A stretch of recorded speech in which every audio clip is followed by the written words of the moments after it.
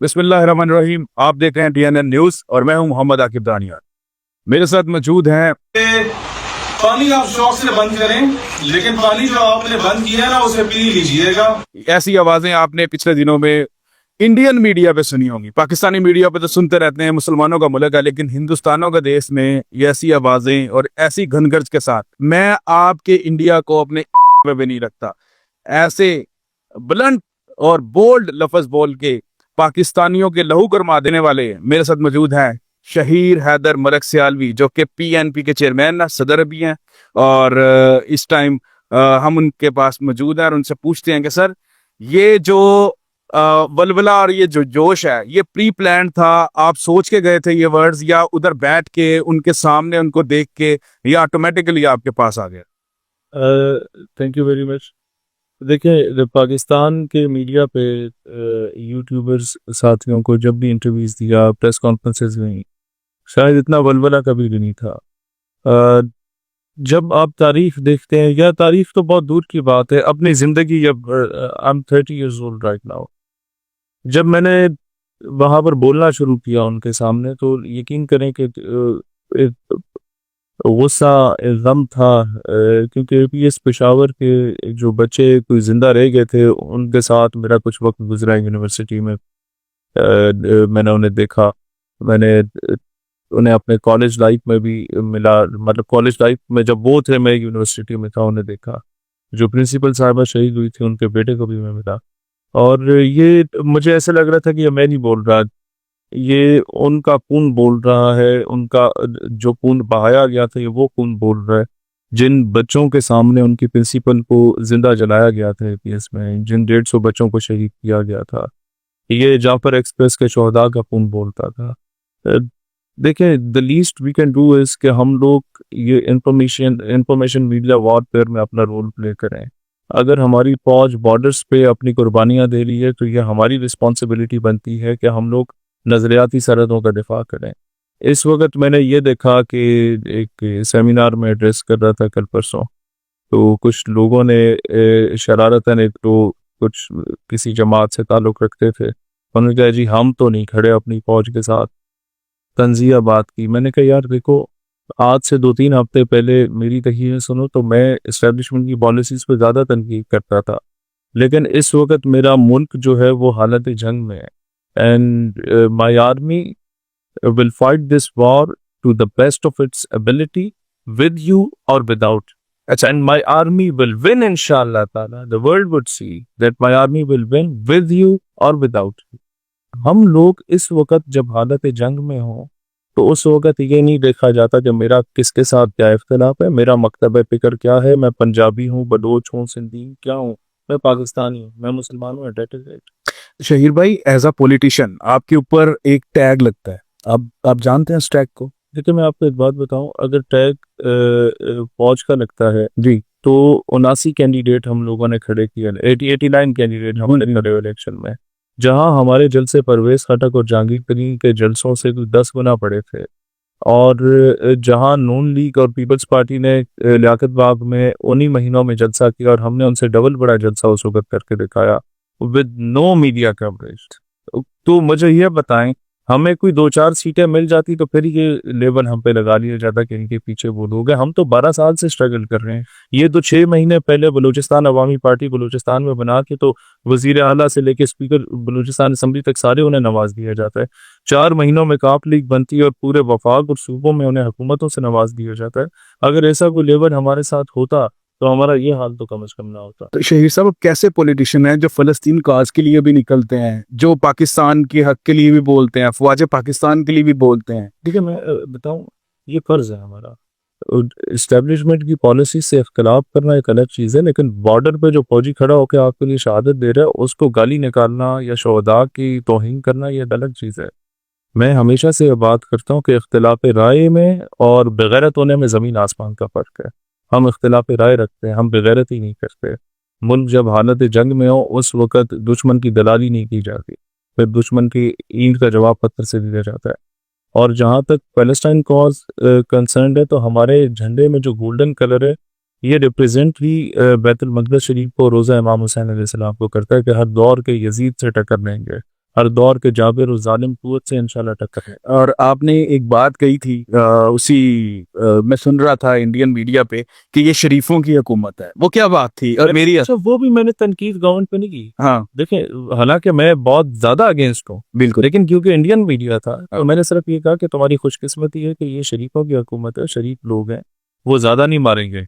लेकिन अगर हमारी हुकूमत तो हम सीधा गोवा में जाके ब्रेक लगा, मतलब वो जैसे उससे मैं कह दिया था। लेकिन अल्टीमेटली ये है कि पाकिस्तानी कौम इस वक्त तैयार है। अल्हम्दुलिल्लाह हम लोग पहले बहुत फ्रस्ट्रेशन का शिकार थे, बहुत ज़्यादा तकसीम थे, बहुत ज़्यादा एक ऐसी सिचुएशन थी पाकिस्तान में कि हमें मुल्क की बका पे सवाल उठना शुरू हो गए थे।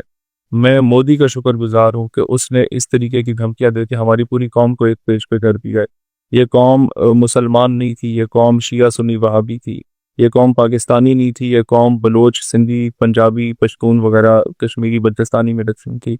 अब ये कौम मुसलमान भी होगी और अब ये कौम पाकिस्तानी भी होगी। ठीक है। अच्छा, एक सवाल मेरा as a Pakistani, as a chairman एक पार्टी के हैं और एक चेयरमैन एक पार्टी के जेल में भी हैं, हम नाम ले लेते हैं उनका, हाँ। इमरान खान साहब। और उनके जो कुछ डाई हार्ड फॉलोअर्स कह लें, डाई हार्ड्स हमारे जो फॉरेनर्स हैं, जो हमारे सारे तो नहीं हैं, ओवरसीज पाकिस्तानी हैं, उनकी कुछ ट्वीट्स हैं जो मुतनाज़ ट्वीट्स हैं। देखिए, ओवरसीज पाकिस्तानी मेरे लिए बड़ा काबिल एहतराम है, क्योंकि वो अ, अब अक्सर जो गल्फ कंट्रीज में वो तो सुबह का नाश्ता भी नहीं करते। एंड वो पैसे मैं उस तरफ आता हूँ, जी जी लेकिन मैं पहले क्लियर करूं, जी वो पैसे भी बचाते हैं 7-8 रियाल के, यार मेरी बेटी जो पढ़ रही है उसके लिए कोई नया जोड़ा ले लेंगे महीने के बाद। वो जब बूढ़ा होके वो ओवरसीज पाकिस्तानी पाकिस्तान में आता है तब उसका बच्चा जवान हो जाता है बाहर जाने के लिए। अब आते हैं उस दूसरा ओवरसीज पाकिस्तानी जो भगोड़ा है, जो चंद ऐसे हैं, इन लोगों की वजह से आज खान जेल में। ये खान के नाम एक्सप्लॉइट किया इन्होंने, उसके नाम पे इन लोगों ने मिसयूज किया और उसके नाम पे चंदे भी बटोरे जा रहे हैं, उसके नाम पे बड़े बड़े प्लॉट्स भी खरीदे जा रहे हैं। और जो बयानिया इमरान खान का था अमरीकी गुलामी नामंजूर का, उस बयानिए को इन लोगों ने जीरो से मल्टीप्लाई करके उसी अमरीका के आगे शिकायतें लगा रहे हैं। मुझे ये बताएं, अगर आपने हुकूमत की भीख अब अमरीका से मांगनी है तो फिर अमरीकी गुलामी नामंजूर का और साइफर लहराने वाले बयानिए का कोई तुक बनती थी? मतलब 2 साल से आपने अपने लीडर को बेचारे को जेल में रखा हुआ है और इन्हीं के उकसाने पे ये वही कौम है जिसने AQ खान को उकसाया कि तुम कदम बढ़ाओ हम तुम्हारे साथ होंगे।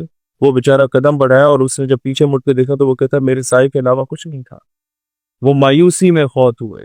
इस कौम ने अपने मोहसिनों के साथ ज्यादती की। यही लोग थे जो खान को कहते थे कदम बढ़ाओ हम तुम्हारे साथ हैं। वो आगे बढ़ा, पीछे कोई बंदा नहीं खड़ा हुआ सवाए खैबर पख्तूनख्वा। इसी जवाब से एक सवाल है, इस टाइम शहीर हैदर सियाल भी एक पार्टी को लीड कर रहे हैं, आपको भी कहेंगे कदम बढ़ाओ हम आपके साथ? मैं बड़ा रियलिस्टिक अप्रोच के साथ चलता हूँ। ठीक है। मैंने जब भी कदम बढ़ाया, हमने जब भी धरने दिए, बड़ा कैलकुलेटेड, अगर रिस्क लिया भी तो बड़ा कैलकुलेटेड रिस्क लिया।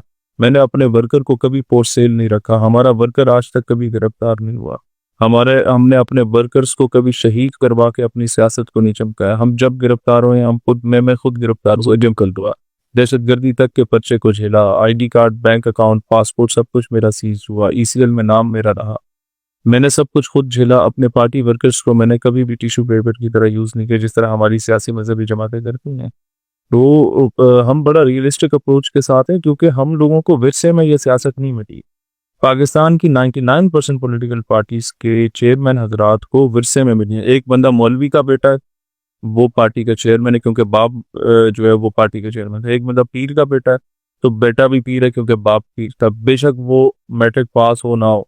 एक बंदा सियासतदान का बेटा है, उसने कभी यूनियन काउंसिल का काउंसलर का इलेक्शन ना लड़ा हो, वो पार्टी चेयरमैन डायरेक्ट बनेगा क्योंकि उसका बाप चेयरमैन था।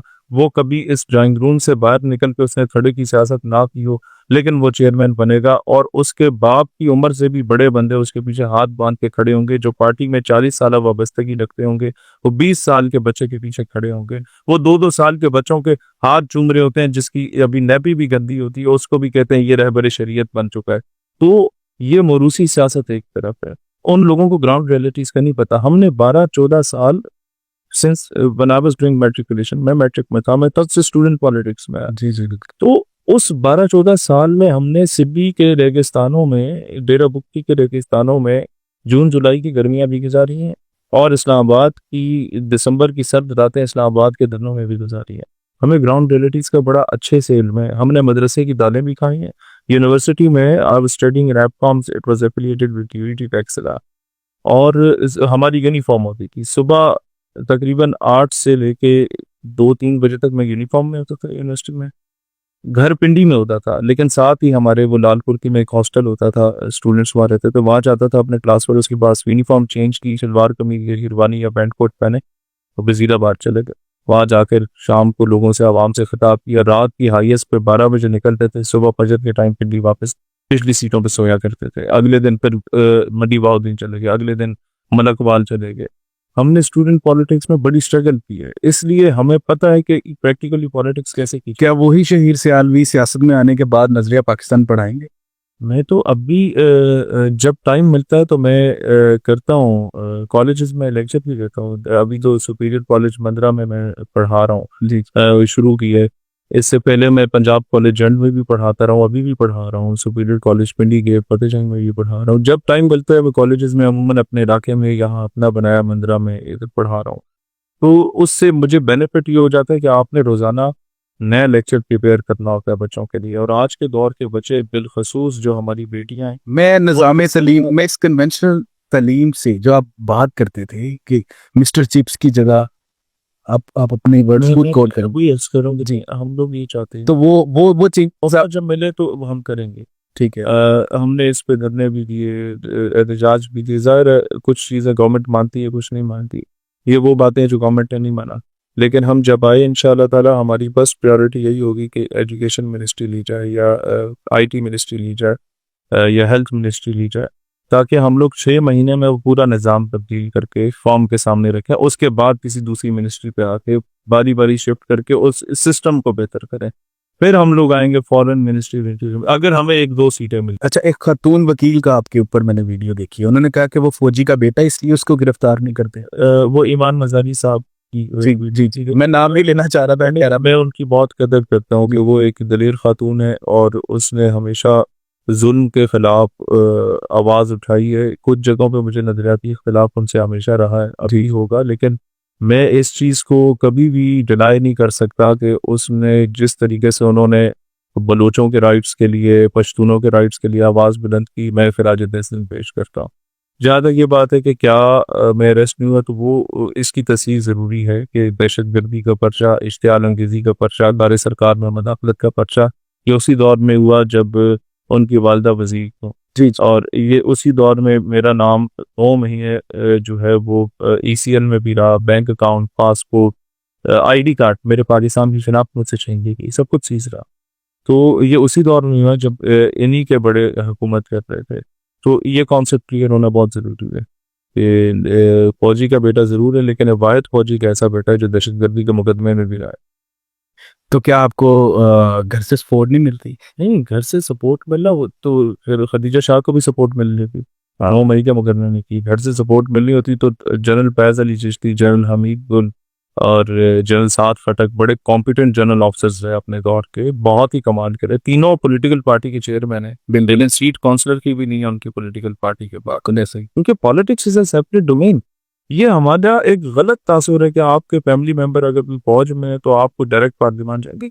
पार्लियामान जाने के लिए आपको शहबाज शरीफ साहब की तरह वो काम करने पड़ते हैं चापलूसी के, जो कि ना इन जनरल ऑफिसर्स ने किया ना हम लोगों से हुए।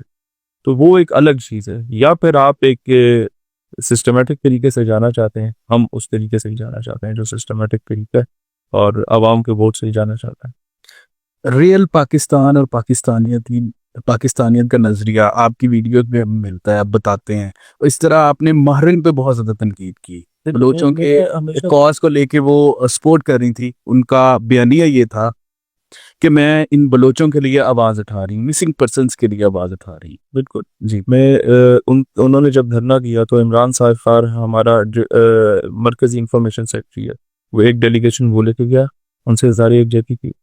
एक डेलीगेशन जफरुल मरी हमारे तर्जुमान बलूचिस्तान है, वो लेके गए हमारी पार्टी के, उनके साथ इज़हार यकजहती की। लेकिन जब जाफर एक्सप्रेस हुआ तो हम तब सीधे हुए कि आपने इसकी मजम्मत क्यों नहीं की। जब वहाँ सिराइकी शहीद होते हैं उसकी मजम्मत क्यों नहीं होती? जब वहाँ पंजाबियों के गले काटे जाते हैं तो मजम्मत क्यों नहीं होती? जब वहाँ सिंधियों के गले काटे जाते हैं तो मजम्मत क्यों नहीं होती? जब दुकी में पश्तूनों के गले काटे गए उनकी मजम्मत क्यों नहीं हुई? आपको सिर्फ वही बंदे से सिंपति है जो कि बीएलए के लिए दहशतगर्दी कर रहा है या बीएलएफ के लिए दहशतगर्दी कर रहा है या बीआरए के लिए दहशतगर्दी कर रहा है, और उसको जब रियासत डंडा देती है तो आपको सिर्फ तब तकलीफ होती है। तो इसमें तो फर्क है। फिर लोगों ने कहा नहीं जी उन्हें तो नोबेल पीस प्राइज भी मिलने लगा है। मैंने कहा नोबेल पीस प्राइज पाकिस्तान में इससे पहले भी दो बंदों को मिला है, एक मलाला को मिला, वो भी एक ड्रामा था मेरे नजदीक, एक कादियानी को मिला है। तो मेरे लिए तो नोबेल प्राइज कोई हैसियत नहीं रखता जी। मेरे लिए हैसियत कोई चीज रखती है तो वो अपने वतन से वफादारी रखती है, वो अपने दीन से वफादारी रखती है। तो अगर आपने राइट्स की बात करनी है तो फिर राइट्स, हर सिटीजन के राइट्स की बात करें। आप जब निकली मिसिंग पर्सन्स के लिए हमने साथ दिया, हम जब निकले जाफर एक्सप्रेस के शोधा के लिए आप साथ नहीं ले। अच्छा, वो क्या था जब आप एक तरफ तो औरत मार्च हो रहा है और आप कह रहे थे कि मैं भी एक मार्च लेके जाऊंगा, मैं अच्छा, उस वक्त एलजीबीटीक्यू के हम जिन्स परस्ती के झंडे लहराए जाते थे औरत मार्च में। उस वक्त मेरा जिस्म मेरी मर्जी के नारे बड़े गलत कॉन्टेक्स्ट पे साथ लगाए जाते थे। अभी जो औरत मार्च निकलते हैं, जब से हमने उनका सॉफ्टवेयर अपडेट किया, एलजीबीटीक्यू की ऑर्गेनाइजेशंस पे हमने पाबंदी लगाई, अब तो वो फलस्तीन के झंडे लेके निकलते। जी जी बिल्कुल। तो अब तो बड़ा अच्छा औरत मार्च है, माशाल्लाह, अल्लाह ने इस्तकामत। तो अब आप चाहते हैं कि ये औरत अगर कोई इस तरीके का ये खरफशार बीच में, फिर भी कुछ पेड एनजीओज होती हैं जी जी गलत हरकतों में मुलविस होती हैं।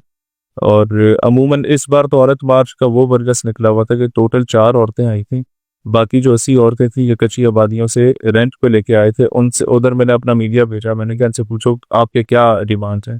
कहते सानू तो कुछ नहीं पता, सानू है ना आके सी राशन मिलेगा रमजान वास्ते, इतने ले आए ना। अच्छा, तो वो बिल्कुल फेल्ड हो चुका है और इसमें पाकिस्तान नजरियाती पार्टी ने अपना कलीदी किरदार अदा। पाकिस्तानी नजरियाती पार्टी इंशाल्लाह अपना क्लिनिक किरदार अदा कर। बल्कि हम तो कहते हैं औरत मार्च आप निकालें डॉक्टर आफिया सिद्दीकी के लिए, फलस्तीन की माँ बहनों बेटियों के लिए, कश्मीर की माँ बहनों बेटियों के लिए, या अगर पाकिस्तान की बात करें तो इस बात पे निकालें कि जो इस्लाम ने ड्यू राइट की है बेटी को कि आपने जायदाद में उसे हिस्सा देना है और आप लिखवा लेते हैं बेटों के नाम पे, उस राइट्स के लिए निकले। बिल्कुल ऐसे एक्चुअल राइट है खातून का। पाकिस्तान में जो खवातीन को राइट्स दी, वो मेरा ख्याल है कि किसी मुल्क में नहीं है। फ्रेंकली स्पीकिंग, वजीर आजम दुनिया के इस्लामी ममालिक में सबसे पहली पाकिस्तानी है। चेयरमैन क्या कहते हैं कौमी असम्बली की जो स्पीकर है दुनिया में, अगर मुसलमान ममालिक में देखा जाए सबसे पहले पाकिस्तानी खातून। किसी सूबे की वजीर आला दुनिया के मुसलमान ममालिक में सबसे पहले देखा जाए तो पाकिस्तान में। आपकी आर्मी में, नेवी में, एयरफोर्स में खातून, आपके मेडिकल हेल्थ केयर सेक्टर में, आपकी एजुकेशन की फील्ड में। और Pakistan is the only country in the entire world जहाँ खवातीन इलेक्शन तो लड़ सकती हैं, लेकिन अगर वो कोई सीट नहीं भी जीते फिर भी 60 के करीब रिजर्व सीट है खवातीन को हमने दी। बाकी इंडियन मीडिया पे तो आपने बड़ी तनकीद कर दी। मेरा एक आखिरी और लास्ट क्वेश्चन कि मेजर गौरव आर्या जो आज से हमारे जनरलों के सरों की कीमतें लगा रहा है और फरमा रहा है कि इनको लेके आओ, उनके लिए कोई मैं उसके तो सर की कीमत 10 रुपए भी ना रखूं, और ही does not deserve to be discussed here. ये वो बंदा जो कि 99-98 की कारगिल वॉर से 6 महीने पहले इस्तीफा दे देता है कि मुझे जंग पे ना जाना पड़े। वो बुज़दिल एक बेरोजगार आदमी, और अगर ये इतना काबिल और पढ़ा लिखा होता तो ये कर्नल ब्रिगेडियर बन चुका होता, मेजरली मैं फौरन वो रिटायरमेंट पे ना आ चुका होता। तो ऐसे बेरोजगार लोग जिनको पाकिस्तान में कोई प्राइवेट सिक्योरिटी कंपनी में गार्ड भी ना रखे, ऐसे लोग हिंदुस्तान के मीडिया पे डिफेंस एनालिस्ट बन के बैठे होते हैं। इनके पास कोई ग्राउंड रियलिटीज इनके पास नहीं होती। अगर ये कुछ होता तो अपने दौर में जाके कुछ थोड़ा बहुत कश्मीर फतह कर चुका होता। रिटायरमेंट के बाद बैठ के बातें करना के खिलाफ मैं ये कर दूंगा वो कर दूंगा, that does not make sense. मर्द वो होता है जो मैदान में आके बात करता है। आप आए मैदान में, जंग लगी हुई है, वेटरन्स को तो पूरा मौका मिलता है। आप अगर इतने ही शौकीन हैं तो हैं भी इतने बूढ़े नहीं हुए, वर्दी पहने हिंदुस्तान की आए। अच्छा, लीपा में वो आपका साइन था आओ ना इस हमारी तरफ। तो क्या अगर जंग लगती है तो आपको लगता है कि ये न्यूक्लियर वार नहीं होगी? ये जंग होगी नहीं, सच्ची बात बताऊं तो इंडिया की इतनी हैसियत औकात नहीं है। इंडिया बहुत बेहतर से जानता है। मुझे वो इंडियन मीडिया ने कहा कि जी हमारे पास टैंक आपसे इतने ज़्यादा हैं, हमारे पास ये। मैंने कहा यार अगर कलेक्टिवली देखा जाए न्यूक्स को, टैंक्स को, जहाज़ों को, मिसाइल्स को, कुछ चीज़ों में आप ज़्यादा हैं, कुछ चीज़ों में हम ज़्यादा हैं। तो इस हिसाब से हमारे टेक्नोलॉजी और एमुनेशन में हम बराबर बराबर हैं। एक चीज में हम आपसे आ गए, हमारे पास कलमा तैयबा है जो आपके पास नहीं है। सुभान अल्लाह। ये चीज, ये एक सजदा जिसे तू गिरा समझता है, 1000 सजदों से देता है आदमी को निजात। या ये काफिर है तो शमशीर पे करता है भरोसा, मोमिन है तो बेतेल भी लड़ता है सिपाही। ये चीज हमारे पास है, आपके पास नहीं है। ये वो एक चीज है जो कहते हैं ना, लड़ा दे ममूले कुछ आबाद से। ये वो एक चीज है जिसने हमास के चंद हजार जो मुजाहिदीन है उनको लड़वा दिया दुनिया की सुपर पावर्स के मुकाबले में। वो कलमा तैयबा हमारे पास है। तो ये चीजें है। वो एक पुराना तराना था 1965 का कि हर मोमिन को, हर मुजाहिद को किस्मत का सहारा होता है, इस तरह कुछ था। हम नाम अली जब लेते हैं मैदान हमारा होता है। सुभान अल्लाह। तो वो इस तरह का वो खातून वो तराना पढ़ रही थी और फौजियों की हरारत देखने वाली थी कि वो उनका बस नहीं चलता था कि अब बॉर्डर पे हम लोग चल पड़े। वो अपने अफसरों से लड़ पड़ते थे, हमारी फौज ऐसी फौज है कि भाई कब तक इधर खड़े रहेंगे, दुश्मन नहीं हमला कर रहा तो हम ही जाके कर लेते। ये वो वाहिद कौम है जो जंग का नाम सुन के खुश होती है। जी। ये हमारी माओ ने हमारी परवरिश ही इस दिन के लिए की है कि हम लोग अल्लाह ताला की बारगाह में अब जाम शहादत नोश करें। और बिलीव यू में 65 की जंग में मैं तो चविंडा होके आया हूँ, मैंने वो देखा है बॉर्डर, जहां आज भी हिंदुस्तानी टैंक चविंडा के पार्क्स में है और बच्चे उसके ऊपर चढ़ के तस्वीरें बना रहे होते हैं, खेल रहे होते हैं, पिकनिक पे गए होते हैं, टैंक देखने जाते हैं। हिंदुस्तानी टैंक बहुत ज्यादा थे, हमारे पास कुछ नहीं था। उस चविंडा का महाज देखा, माओ ने ऐसे बच्चे पैदा किए थे जो हमारे पास इक्विपमेंट्स नहीं थे, एमुनेशन नहीं था। हिंदुस्तानी टैंक दाखिल होने लगे थे तो जिस्मों से बम बांध के वो टैंकों के आगे लेट गए थे। चविंडा को हिंदुस्तानी टैंकों का कब्रिस्तान करार दिया गया। मैंने वो जनाजे भी देखे हैं कि जब आपको बॉम्ब ब्लास्ट में शहीद किया जाता है ना, खुद कुछ धमाके में, स्पेशली लैंड माइन में, आपकी ना टांग उड़ के कहीं और जा रही होती है, सच बात बताऊं, सर कहीं और जा रहा होता है, अक्सर चेहरे रिकग्नाइजेबल नहीं होते, जिस्म का कचूमर बना हुआ होता है। जो टीमें जाती है ना आपकी डेड बॉडीज को उठाने के लिए, वो जिस्म के टुकड़े शुकड़े इकट्ठे करके रैप अप करती हैं और जब मैयत डालती है ना फौजी की उसमें कॉफिन में, तो कॉफिन को सील कर दिया जाता है। और ये माओ को पता होता है कि जब वो सिर्फ लकड़ी को चूम रही होती है, अंदर बेटे का चेहरा नहीं देख पाती। और बिलीव जो जब कमांडिंग ऑफिसर, कई माओ को ऐसा देखा है कि कमांडिंग ऑफिसर जब जाता है वो पाकिस्तान का परचम लेके उसके बेटे की मैयत के साथ जनाजे के वक़्त, तो वो अपने दूसरे जवान बेटे को आगे कर लेते हैं कि एक तो शहीद हो गया, दूसरा वतन के लिए प्यार है, आपको ज़रूरत पड़े तो ये चाहिएगा। ये माएँ बनिया के पास नहीं है। ये माएँ हमारी माएँ हैं, कमाल की माएँ हैं, अजीम माएँ। ये इंडिया के पास नहीं। तो this is the difference between India and Pakistan. मेरा आखिरी और कंक्लूडिंग सवाल, पाकिस्तानी नजरियाती पार्टी के पास कोई एक वाहद ऐसा एजेंडा जिसकी बिना पे आप बाकी पार्टियों से मुख्तलिफ? हम खुद मुख्तार पाकिस्तान चाहते हैं। एक ऐसा पाकिस्तान जो अपने फैसले करने में खुद कफील हो। एक ऐसा पाकिस्तान जो दुनिया से यही बात तो इमरान खान भी करते हैं। उसके he didn't had a solution. हमारे यू हैव सोल्यूशन? नहीं, मैं नहीं कहें। मईशत की बात करें, कर्जों की बात करें, एजुकेशनल रिफॉर्म्स की बात करें, करप्शन की बात करें, हर चीज का सोल्यूशन मैं आपको बता देता हूँ। उन्होंने कहा हम हल करेंगे, कैसे करेंगे नहीं बताया, हम कैसे का जवाब भी देने को तैयार है। ओके, इस पे आप पूरी पॉडकास्ट करें इंशाल्लाह इस पे पूरी पॉडकास्ट अगेन होगी हमारी। बल्कि आगे तो इस पे कई रिकॉर्डेड है। अवाम अगर इस सवाल के जवाब चाहती है तो दर्जनों पॉडकास्ट है, वो सुने, जी आपको सोल्यूशंस मिले। जी जरूर। थैंक यू सो मच शेर भाई। पाकिस्तान हमेशा जिंदाबाद। हमेशा जिंदा।